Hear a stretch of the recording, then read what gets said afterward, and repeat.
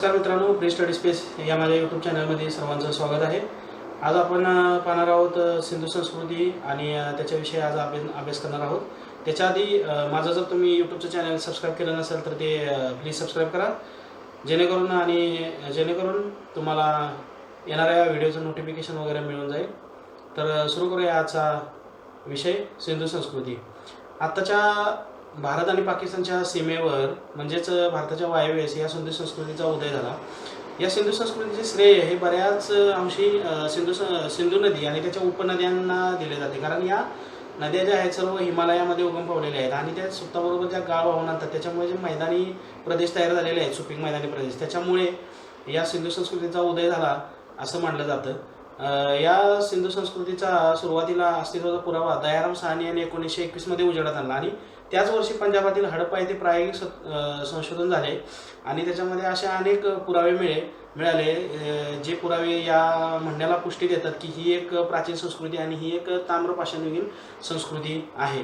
त्याच्यानंतर 1922 मध्ये रखनदास बॅनर्जी यांनी मोहेंजोदडोचा शोध लावला, म्हणजे 1921 मध्ये हडप्पा येथे उत्खनन झाले, त्याच्यानंतर 1922 मध्ये मोहेंजोदडो येथे उत्खनन झाले। व्याप्ती इतकीच या संस्कृतीची प्राचीनता ही मोठी आहे, लक्षात ठेवण्यासारखी आहे। या संस्कृतीची कोटदिजी, हडप्पा, लोथल इत्यादी स्थळांचा कालखंड कार्बन 14 डेटिंग पद्धत जी आहे त्याच्यानुसार केलं तर मोहेंजोदडो हडप्पा येथे सापडलेल्या काही अवशेष आणि मेसोपोटेमियामधील अवशेषांच्या तुलनात्मक ज्या वेळेला अभ्यास केला जातो त्यावेळेला सिंधू संस्कृतीचे स्थूलमानाने 3 कालखंड पडतात। पहिला आद्य सिंधू, त्याच्यानंतर नागरी सिंधू आणि उत्तर सिंधू। आद्य सिंधूमध्ये या संस्कृतीला सुरुवात झाली, मानवी वस्त्या वसायला सुरुवात झाली मैदानी प्रदेशामध्ये। त्याच्यानंतर नागरी संस्कृती म्हणजे या संस्कृतीचा विकास होत जाऊन याला नागरी स्वरूप प्राप्त झालं आणि सिंधू संस्कृती म्हणजे या संस्कृतीचा उत्तरता काळ आहे, म्हणजे या उत्तर सिंधूमध्ये या संस्कृतीची राहास सुरुवात झाली। या संस्कृतीचा जर विस्ताराचा जर आपण अभ्यास करायचा म्हटलं तर प्रारंभी पंजाबमधील रोपडपासून ते पश्चिमेस बलुचिस्तानातील सुक्ता गंडोर एवढ्या विभागात या संस्कृतीच्या अवशेषांची लहान मोठी सुमारे 60 व दक्षिण पश्चिम किनाऱ्यालगत सुमारे 40 स्थळे सापडली। मात्र आज मितीला नंतरच्या उत्खनन चालू होते, त्याच्यानंतर सुमारे आता 1500 स्थळं भारतात आणि सुमारे 500 स्थळं पाकिस्तान आली आणि भारतातील जी 600हून अधिक स्थळं आहेत ती हरियाणा, राजस्थान, गुजरात या पट्ट्यामध्येच आहेत। म्हणजे की जी भारताची वायव्य सीमा आहे त्या बाजूलाच सिंधू संस्कृतीची स्थळं आहेत जिथे उत्खनन करण्यात आले।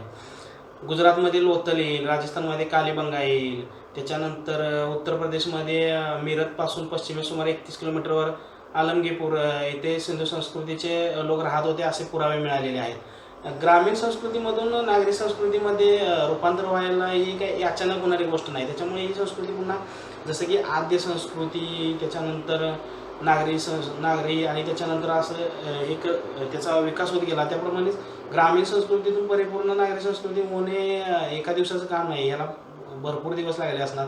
या उत्क्रांतीमध्ये अनेक वर्षे लागणे असणार यात शंका नाही। मोहेंजोदडो, हडप्पा, बनावली, चन्नूधारो, लोथल, धोलविरा, कालीबंगा या ठिकाणी जे उत्खनन झाले आहे त्यावरून सिंधू संस्कृतीच्या विविध अंगाची कल्पना येते। हडप्पा आणि मोहेंजोदडो या दोन्ही स्थळांच्या अवशेषांची व्याप्ती सुमारे 5 किलोमीटरपेक्षा जास्त एरियामध्ये आहे, जास्त एवढा विस्तृत प्रदेशामध्ये। हडप्पा आणि मोहेंजोदडोचा जो उत्खननाचा विस्तार बघितला आणि त्याचं जे सापडलेले अवशेष बघितलं तर त्याचं 5 किलोमीटरपेक्षा जास्त एवढ्या विस्तृत प्रदेशामध्ये हे सर्व अवशेष वगैरे सापडलेले आहेत। आणि या ठिकाणची जी वस्ती आहे ती लहान मोठ्या चौकोनात विभागलेली आहे, त्याच्यानंतर विटांच्या चौतऱ्यावर बांधलेले निरनिराळ्या प्रकारची घरे, विस्तृत रस्ते, उपरस्ते, एकमेकांना सर्व रस्ते काटकोनात छेदतात, त्याच्यानंतर उत्कृष्ट कटार बांधणी, म्हणजे एक आदर्श नागरी वस्ती कशी असावी हे जर आपण बघायचं असेल तर हे हडप्पा मोहेंजोदडोचा जर अभ्यास केला तर त्याच्यामध्ये तुम्हाला येतं, कारण गटार बांधणीपासून ते रस्ते बांधणीपर्यंत एकदम उत्कृष्ट अशी नागरी वस्ती त्यांनी वसवलेली होती त्यावेळी। याच्यामध्ये या नागरी वस्तीमध्ये दुर्ग जिथे शासक वर्ग राहत असते, दुर्ग म्हणजे किल्ला, तर किल्ल्यामध्ये शासक वर्ग, त्याच्या बाजूनं कोट, तर कोट आणि त्याच्या खालील मैदानी प्रदेशात नागरी वस्ती असेल, तर कोट हा पुरापासून रक्षण करण्याकरिता पण बांधण्यात आलेला असावा असं काहींचं म्हणणं आहे। त्याच्यानंतर दफनभूमी, धान्याची गोदामे, स्नानगृहे, मोठे मंडप, मजुरांना राहण्याकरता बांधलेल्याच आहे, या आणि अशा प्रकारचे विविध पुरावे उत्खननात मिळालेले आहेत. जे कोट सापडले त्या कोटाच्या आत अनेक वास्तू होत्या, वेगवेगळ्या वास्तू. त्या कमीत कमी 6 वेळा त्याची बांधणी झालेली आतील वस्तूंची असा एक अंदाज आहे. मात्र या प्रत्येक बांधलेल्या वस्तूचा आलेख अथवा उपयोग ध्यानात येत नाही, म्हणून त्या वस्तूचे स्वरूप काय असावे हे कळत नाही. हा जो कोट सापडलेला आहे त्याच्या टेकडीच्या उत्तरेच्या बाजूला असलेल्या दुसऱ्या एका टेकडीच्या उत्खननामध्ये विस्तृत वस्त्यांचे अवशेष, नागरी वस्त्यांचे अवशेष सापडलेले आहेत. तिथे घरे सापडलेली आहेत. यापासून थोड्या अंतरावर विटांनी बांधलेल्या गोलाकार चौतरे, त्यानंतर एक स्नानकुंड सापडलेले आहेत. सार्वजनिक उपयोगाच्या वस्तूंमध्ये स्नानकुंड आणि धान्य गोदाम ही वैशिष्ट्यपूर्ण असे पुरावे सापडलेले आहेत. स्नानकुंड दक्षिण उत्तरेस सुमारे 12 मीटर व पूर्व पश्चिम सुमारे 7 मीटर या लांबीचा असून 2.5 मीटर खोलीचा आहे. कुंडात उतरण्याकरता पायऱ्यांची सोय केलेली आहे. कुंडाची जमीन ही उभ्या ठेवलेल्या विटांची असून या विटांमध्ये जिप्सममध्ये पक्क्या बसलेल्या विटा आहेत. कुंडाच्या बाजूचा दर्शनी भाग हा विटांचाच असून विटांच्या मागे 2.5 सेंटीमीटर जाडीचा बिट्युमेनचा थर आहे. पाणी झिरपू नये म्हणून ही व्यवस्था केलेली आहे. यासाठीच विटांची योग्य अशी वैशिष्ट्यपूर्ण रचना आणि बिट्युमेनचा उपयोग केलेला होता.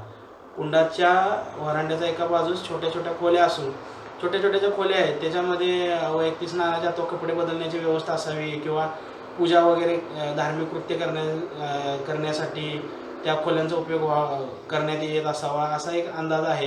हे जे स्नानकुंड आहे धार्मिक स्नानाच्या प्रतीचे संलग्न असले पाहिजे.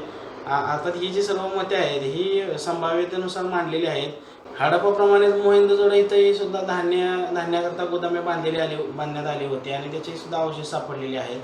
स्नानगृह, मोठे मंडप, दुर्ग, धान्याची गोदामे याशिवाय हडप्पाप्रमाणेच मोहिंदोजडो येथे बहुधा मजुरांकरता चाळी बांधलेली आढळतात. मोहिंदोजडो शहरामध्ये जी बांधलेली घरे आहेत ती सुद्धा वैशिष्ट्यपूर्ण अशी होती. घराच्या मध्यभागी चौक, त्यानंतर स्वयंपाकघर, दिवाणखाना, स्नानगृह, शौचकूप, गटार या सर्व प्राथमिक आवश्यक गोष्टींचा तिथे समावेश होता. प्रत्येक घर हे विटांचे बांधलेले असून काही घरात मोठमोठ्या चुली, म्हणजे विटांचे बांधलेले घर आणि काही घरात मोठमोठ्या चुली आढळल्या. संबंधित शहराची सांडपाणी वाहून नेण्याची जलनिस्सारणाची सोय ना ती विटांनी बांधलेल्या बंद गटारामधून होत असे. स्नानगृह, मोठे मंडप, दुर्ग, धान्याची गोदामे याशिवाय हडप्पाप्रमाणेच मोहिंदोजडो येथेही बहुधा मजुरांकरता चाळी बांधण्यात आल्या होत्या. स्नानगृहे, मोठे मंडप, दुर्ग व धान्याची गोदामे याशिवाय हडप्पाप्रमाणेच मोहिंदोजडो येथेही सुद्धा जे कामगार वर्ग आहे त्यांच्यासाठी राहण्यासाठी चाळी बांधण्यात आल्या. त्याच्यामध्ये एक लहान खोली, एक मोठी खोली, त्याच्यानंतर आंघोळीसाठी मोरीची सोय केलेली होती. त्याच्यानंतर ते जी सांडपाणी आहे त्या सांडपाण्याची व्यवस्था मोहिंदोजडोमध्ये सुद्धा एकदम व्यवस्थित सांडपाण्याच्या नागरी सुविधांची सोय होती. अभ्यासाच्या दृष्टीने सिंधू संस्कृतीमध्ये सापडलेली जी नाणी आहेत, त्याच्यानंतर मृदपात्रे आहेत म्हणजे मातीची भांडी आहेत, त्याच्यानंतर ह्या ज्या काही इमारतींचे अवशेष आहेत, दुर्ग आहे, कोट आहे, त्याच्यानंतर स्नानगृह आहे, धान्याची गोदामे आहेत, या सर्वांचा अभ्यास केल्यानंतरच या संस्कृती विकास कसा झाला आणि ऱ्हास कसा झाला हे समजते. या प्रकारे सिंधू संस्कृतीचा आपण आज एक इंट्रोडक्टरी स्टडी केलेला आहे. तरी चॅनलला सबस्क्राईब केले नसेल तर सबस्क्राईब करा, म्हणजे पुढील व्हिडिओचा तुम्हाला नोटिफिकेशन मिळेल.